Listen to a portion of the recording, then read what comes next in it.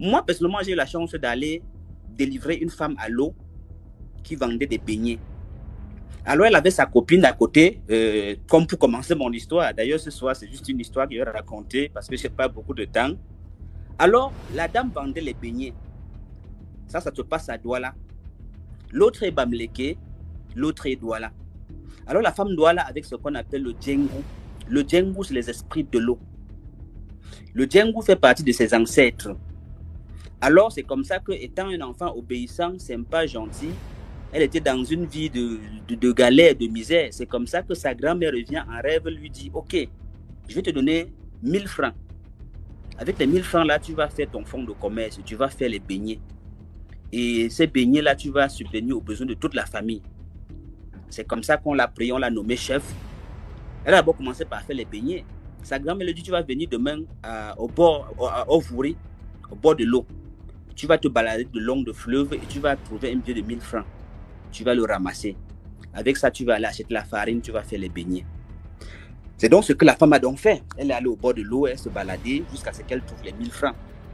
Elle est rentrée, effectivement, c'est ce qu'elle a fait. Elle a commencé à acheter la farine, 1 kilo, les ingrédients, les vues et tout. Elle a commencé à faire les beignets dans le plateau, elle se baladait avec. Ça passait tellement que quand elle faisait 1 kilo de farine, en moins d'1 heure de temps, c'est fini. Elle rentre, refait, ainsi de suite. Pour finir, elle a ouvert son beignetariat. C'est donc comme ça qu'il y a notre dame Bamleke, comme c'est les gens qui aiment bien faire le commerce. Elle se rend compte que le business de celle est florissant parce que les gens remplis là-bas, elle faisait seulement beignets, bouillis et haricots. Les gens garaient les Mercedes et tout pour venir manger. Et elle est aussi allée ouvrir sa part de beignets à côté. Elle l'a aménagé bien, elle a même commencé à faire tout, même le riz sauté et tout, et tout, et tout. Maintenant, ça ne passait pas. Elle était surprise que quand celle-là va faire ses beignets, elle va tout vendre. Il n'est que 19, elle a déjà tout vendu. Celle-là, parfois, va traîner même parfois jusqu'à 22h, 23h. Elle va rentrer avec sa farine, elle va jeter. Celle-là a même commencé par apporter la farine en sac. 5 sacs, 10 sacs. La femme doit là et ça finit. C'est comme ça que la femme, un jour, Bamleke est fatiguée.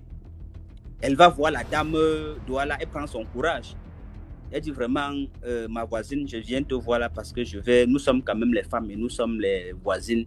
J'ai envie de t'offrir quelque chose. Un jour, comme ça, elles sont allées s'asseoir au bar. Elle a offert à la femme Douala quelques bières. Elles ont bu. Après, elle lui a dit que vraiment, je viens te voir parce que, s'il te plaît, j'accepte, je te donne le chapeau. Ça, j'ai confirmé. Moi, je suis allé chez moi au village, je fais les rites, les coutumes, les traditions. Ma part de marché ne passe pas. Mais toi, quand tu n'as pas encore fini de vendre tes beignets, je ne peux même pas vendre un seul beignet. S'il te plaît, je veux que tu m'expliques comment ça se passe. La dame Douala étant naïve lui dit que non, ça ne peut pas passer parce que moi, c'est ma grand-mère qui m'a donné l'argent pour faire le commerce, le fonds de commerce. J'ai commencé avec 1000 francs. Elle dit non, on ne me dit pas. Elle dit oui, j'ai commencé avec 1000 francs. Elle lui a expliqué comment ça a commencé. Elle dit s'il te plaît, essaye d'en parler à ta grand-mère aussi de moi. Dis-lui que tu as ta copine là qui voudrait aussi qu'elle aide aussi. Elle dit d'accord. C'est comme ça qu'elle arrive. Puisque de temps en temps, sa grand-mère venait, elle lui rendait compte. C'est comme ça qu'elle arrive et elle dit à sa grand-mère que j'ai ma copine là qui dit que vraiment pardon, est-ce que tu peux aussi l'aider avec, c'est pas pour que sa part passe aussi. Elle dit il n'y a pas de problème. Vous allez venir à bord de l'eau le vendredi soir. Tu viens avec elle. Elle va arriver, on va voir si elle est sympa, si elle est gentille. On va lui faire aussi faire les beignets. De toutes les façons, il y a suffisamment de clients pour vous tous. C'est comme ça que le vendredi, la dame allait avec sa copine à bord de l'eau. Ils sont arrivés à bord de l'eau. Elle a dit, attendons, ma grand-mère va arriver. Ils ont attendu. À une certaine heure, une dame, une belle dame, une jolie dame, une sexy dame, même plus jeune, une petite fille. Elle dit, voilà ma grand-mère. Elle dit, mais attends, comment tu peux me dire la petite fille là? C'est ta petite fille ou c'était? Elle dit, c'est ma grand-mère. C'est comme ça que la grand-mère est arrivée. Elle a dit que, ok, tu voulais me voir. Elle a dit que oui. Elle dit, qu'est-ce que tu veux? Elle dit, non, s'il te plaît, je voudrais que tu m'aides aussi à faire les beignets comme ma copine là pour que ma part passe aussi. Elle dit, non, il n'y a pas de problème. Si tu veux faire les beignets, il n'y a pas de problème. On va te demander de faire les beignets. Mais tout ce que tu vas faire, tu vas venir dans l'eau là, te présenter. Tu vas dire d'où tu viens, l'enfant de qui tu es. Elle lui a parlé, elle a dit qu'on va aller dans l'eau. Et c'est comme ça qu'elles sont parties dans l'eau. Mais malheureusement pour elle, quand elle arrivait dans l'eau, on lui demande, elle n'avait pas connu son père. C'est pour ça qu'on demande toujours de connaître, de chercher à connaître le père, la mère. Elle arrive dans l'eau, on dit que, ok, présente-toi ici, tu te présentes, tu dis ton nom, le nom de ton père, le nom de sa mère. Elle a juste dit le nom de sa mère, mais le nom du père ne connaissait pas. Maintenant, il fallait qu'elle passe le temps là-bas, juste à connaître le nom de son père pour faire les présentations avant de ressortir. Et c'est comme ça que la femme est restée dans l'eau.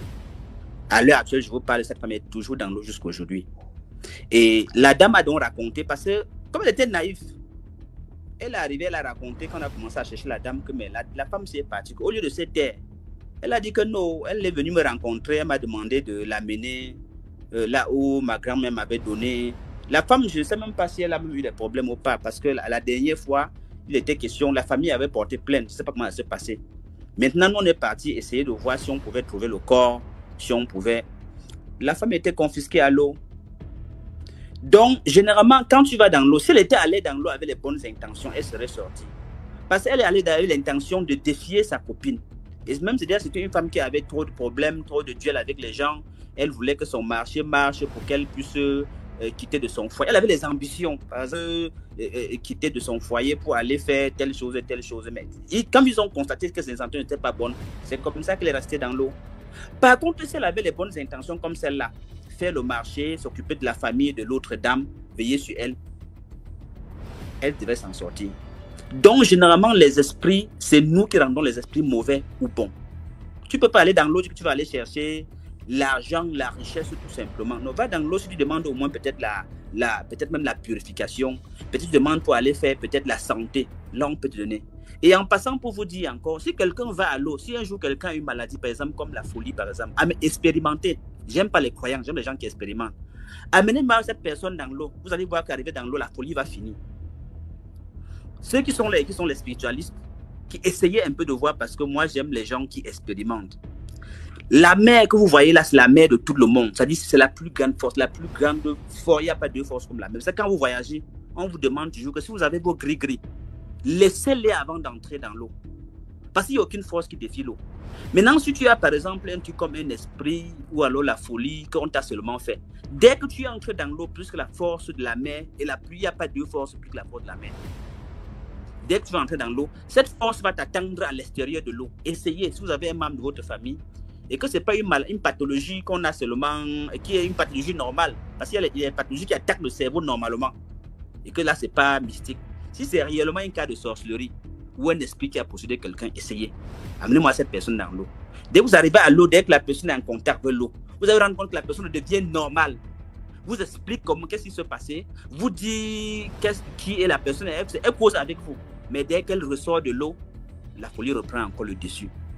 Donc j'ai envie d'expliquer aux gens que n'entendez pas souvent les choses des gens qui disent que non, prière fait que tout est mauvais, tout est sorcier, c'est ça qui a tué l'Afrique jusqu'à aujourd'hui, parce qu'on a tellement de bonnes choses en Afrique. Mais comme les autres ont voulu, ils ont dénigré. Il y a des gens qui sont capables d'aider les gens qui souffrent là. Carrément que tu souffres, que ça ne coûte même rien à personne. Ça dit c'est du revers de la main qu'il t'aide. Mais comment tu as fait comprendre que c'est sorcellerie, c'est diabolique, c'est négatif? Bon, on les laisse donc avec ces choses-là. L'eau de la mer que vous avez, les appels de trompe bouchée, les appels de kyste, l'eau de la mer, vous buvez, c'est du sel, vous buvez avec, ça va partir, si l'intention est bonne. Maintenant, quelqu'un va vous dire que non, évitez, il ne faut pas avoir, n'allez jamais à la mer, il y a que des esprits, tous les esprits sont mauvais, il n'y a pas de bons esprits. Dieu est un esprit et Dieu est bon. C'est parce que les gens ont des spiritualités, c'est-à-dire qu'ils ne réfléchissent même pas un peu. C'est-à-dire qu'ils sont focalisés sur la peur que le blanc est arrivé avec, et puis ils versent tout dans la poubelle. Tout le bon et le mauvais, tout est négatif pour eux. Donc, c'est un peu ça, mon petit. Bon, il y a tellement d'histoires que si je veux me passer, quand il commence à rater comme ça, au fur et à mesure, c'est que je vais monopoliser le truc.